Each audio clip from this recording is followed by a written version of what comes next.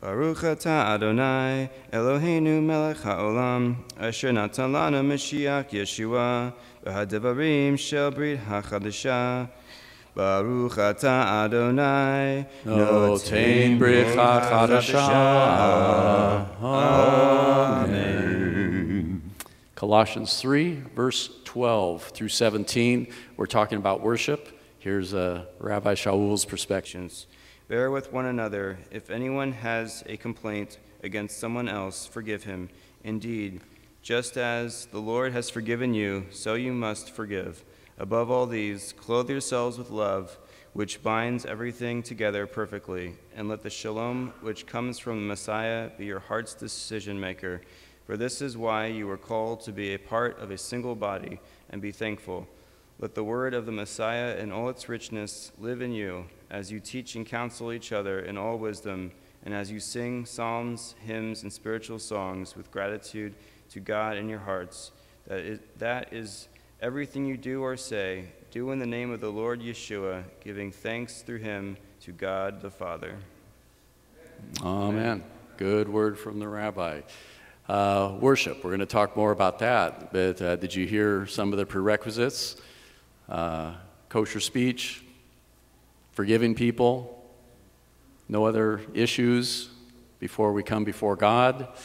You know, it's first things first.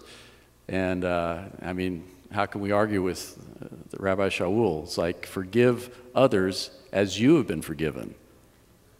I mean, that is pretty incredible. I mean, how would any of us have a reason not to forgive someone after God has forgiven us? It's kind of ludicrous. So a clean spirit leads us to those psalms, hymns, spiritual songs to the Lord, a blessing in his name. In Jewish society, Amen. Music has always been vitally important. You know, music was one of those things that you could pretty much take with you. I don't have to tell you that we Jews wandered a bit. And a lot of times we left not of our own will. We were, I'll say, asked to leave. If we were lucky, asked to leave. You could always take your flute. You could always take your violin, you know, relatively light. And music has always been a high priority in the Jewish culture. Not surprisingly, relatively recent history, the great Russian musicians training keyboardists, pianists, you know, the Yitzhak Perlmans, all those guys. It has a strong Jewish link, which actually goes all the way back to the Bible. The musician may not even look at it in those terms, but hey, if it's in your DNA for, you know, 26 generations, that violin, man, you pick it up at 3 years old and you're off and running. So music has always been a high priority in our Jewish tradition, and it does connect to the Bible. Interesting how Jewish music can be pretty easily differentiated. Walked into a sanctuary, and you can tell just by hearing the first stanzas whether it's a Jewish group or not. You can tomorrow show up at a lot of churches, and it's like you can just hear the difference. Of course, it's the old joke that Jewish stuff's in the minor key. Well, philosophically, that is it's not a coincidence either. It's a minor key, but with a positive message, you see. There's other cultures that had minor keys, and it was all depressed. So, come, let us go up to the mountain. That's all minor key, by the way. But what a positive, uplifting song. But that's how you know, I mean, just in general terms, the Jewish philosophy of music. Of course, our people, your ancestors have slept all the way from Jerusalem through Europe, through Latin America, through Russia. Music still quite important and distinctive statement of who we are and our values as a Jewish community. We're talking about worship in general, and can you put up that slide about definition of worship? We've been working on this the last few sessions I've been here. Jewish worship is an active response to God. Every word's important here. Active response. Not just sitting back in the pew, let the choir worship. No, it's an active response. It's to God. Is it okay for a rabbi to say God? Within the Jewish culture. As we talk at this topic of worship, obviously there's different cultures, tribes, tongues, believers scattered around the globe, and that's amazing what God's doing in these days, believers from many different cultures, and how the worship music reflects that people, reflects that culture, that geographical area. And, you know, it's all good. Hey, God says every tribe and tongue will worship me, all the nations, right? This Messianic thing is going viral, if you've noticed. It's worldwide, international, and I love all the different expressions you hear of worship music. What we're talking about here, though, is Jewish cultural expression. Is raising up Jewish Messianic expression. A newer thing, or a restored thing. But what we are excited about here, Kehilat Ariel, is this thing called Messianic Judaism. Amen? A Judaism that has the Messiah, but why give up our Jewish beautiful heritage? There's a way, not only is it possible for our worship to reflect our Jewish values, but it all started in the Jewish community, did it not? And of course, Messianic Jewish means it's inclusive of Jews and non-Jews. But it's meaning that the non-Jews, it's pretty interesting, those of you who aren't Jewish are choosing, whatever background you came from, whatever maybe church you might have been worshiping in, now you're singing in Hebrew. Now you're singing in that minor key, praising God. Expressions of worship. But it's important for us to review what is worship, and today especially, what is Jewish worship in the musical format. So that's why we're in Divrei Hayamim, the times, life and times of Israel. I'll talk about 1 Chronicles 15, verse 1. David built houses made for himself in the city of David, the Jewish way of worshiping God. And the structure starts with this group called the Levites, the Levite calling. And David, of course, unifying the kingdom. We know his story. David establishing Jerusalem as the holy city. Interesting, David himself would kind of forfeit the blessing of building the temple. Remember, he himself stumbled a couple times. So God says, no, it's going to be your son, Shlomo, who will actually build the Beit HaMikdash, of organizing the whole infrastructure.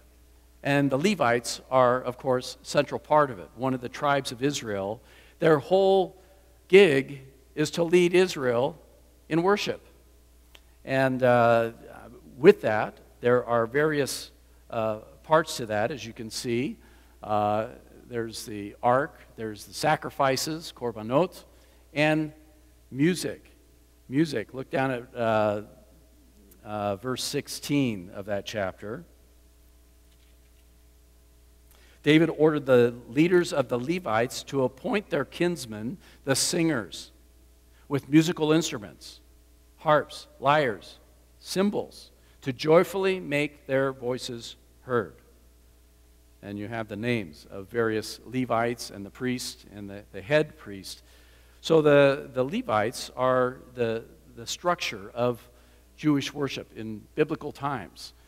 They are a whole tribe designated for the priestly worship. Sacrifices, of course, only handling the ark, and music, interestingly enough, is a priority. Look at verse 16 of that chapter. We looked at where they're making the musical instruments and to lead the music. It's interesting that in Jewish tradition, music, you cannot, it's incomplete. You must have worship music going even during the animal sacrifices. and presentation. So music, obviously very important in the Jewish expression of worship. Details. 1 Chronicles 23, verse 3, 24,000 to oversee the work of the house of Adonai, 6,000 officers and judges, 4,000 gatekeepers. Get your mind around these numbers. So of the Levitical tribe, job description varies. As we read here, thousands for the house of Adonai. I mean, think of all the work that would go into that Jewish worship service. And these guys were on miluim, reserve duty. You're not on duty 365 days a year, but there's a rotation set up for the priest. But what it says in chapter 23 is that there are 4,000 total musicians among the Levites. 5. Verse 1, moreover, David and the commanders of the army set apart for avodah, remember that word, worship, the sons of Asaph, Hermon, Yedutun, who prophesied with lyres, harps, and cymbals. And verse 6, all of these were under the direction of their father for singing in the house of Adonai with cymbals, harps, lyres, for the avodah of the house of God under the hand of the king, Asaph, Yedutun, Heman, along with their kinsmen, all trained and skillful singers of Adonai, numbered 288. That's cutting the numbers down quite a bit. Vocalists. Has America got talent? Has Israel got talent? It's like, not everyone qualified. There's a lot. Hey, all of us love to sing to the Lord, And so interesting that it kind of mirrors our music ministry here at Kehilat Ariel, but our group's not professional opera singers either. But there is some skill involved. You follow me?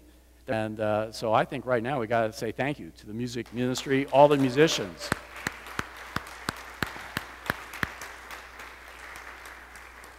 Well, 4,000 total, 288 specialized vocalists. And did you notice that they're from the age 30 to age 50? So after 50, don't even apply. Your voice is gone, I guess, and before age 30, you don't know what you're talking about. So, hang out and be mentored and get your life together. But it's all God's structure. This is God's structure. God telling David, here's how you do things. It reminds us how important the music is in Jewish worship. By the way, the Mishnah says that there was a rotation where each of these groups, there are 24 courses of 12 musicians, 24, so, they would essentially serve 8 days, 3 times daily, the Jewish prayer services.